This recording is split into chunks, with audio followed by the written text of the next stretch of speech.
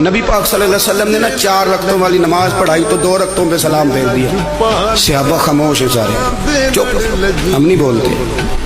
ایک صحابی تھے، ان کا نام تھا حضرت ذوالیدین رضی اللہ عنہ، ان کے ہاتھ ذرا لمبے تھے، تو ایک دن حضور نے فرمایا یا ذوالیدین، او لمبے ہاتھوں والے، تو پوچھتا آپ کا نام کیا ہے؟ تو کہتے نام وہی ہے جو نبی پاک نے رکھ دیا، 2 ہاتھوں والے نام پڑ گیا۔ باقی سارے لوگ خاموش بیٹھے، کوئی نہیں بولا۔ یہ ذرا سادے آدمی تھے، بولے، لیکن بڑے ادب آداب کا خیال رکھ کے بولے، اٹھے، بات ساری اللہ کریم پہ ڈال دی، کہنے لگے یا رسول اللہ، اللہ نے نماز چھوٹی کر دی ہے یا اللہ نے آپ کو بلا دیا ہے؟